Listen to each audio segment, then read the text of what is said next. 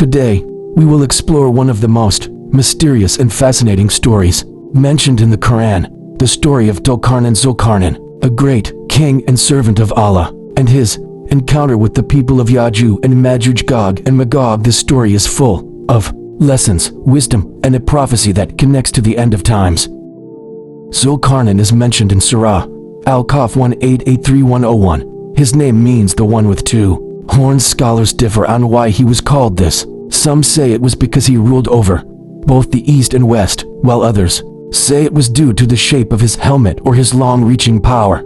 He was a righteous king, given power, strength, and guidance by Allah. Unlike many rulers, he was just, humble, and he ruled according to divine wisdom. The Quran tells us that Zul-Qarnain traveled to different parts of the earth. 1. Journey to the west: He reached a place where the sun appeared to set in a muddy spring.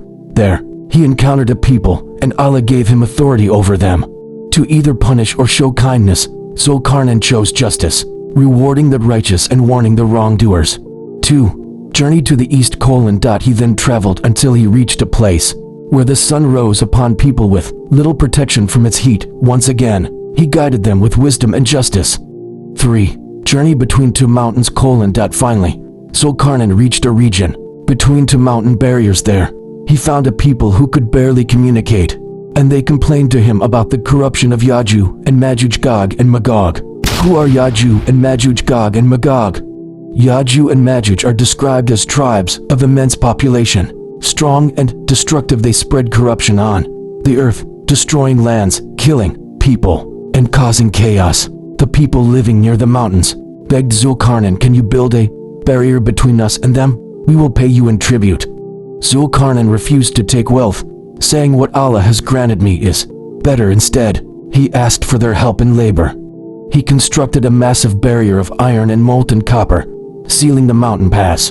This wall was so strong that Yajuj and Majuj could neither climb it nor dig through it.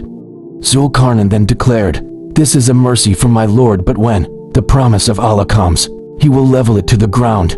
The Quran and Hadith tell us that this barrier will remain until the last days.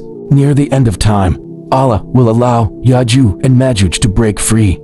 In Sahih Muslim, the Prophet Muhammad said, Yajuj and Majuj will break through the barrier and swarm down from every hill, spreading corruption everywhere. They will be so numerous that their presence will overwhelm the entire earth. It is said that when they pass by rivers or lakes, they will drink all the water, leaving it empty. No army will be able to defeat Yajuj and Majuj. Even Prophet Isa and the believers will not be able to fight them.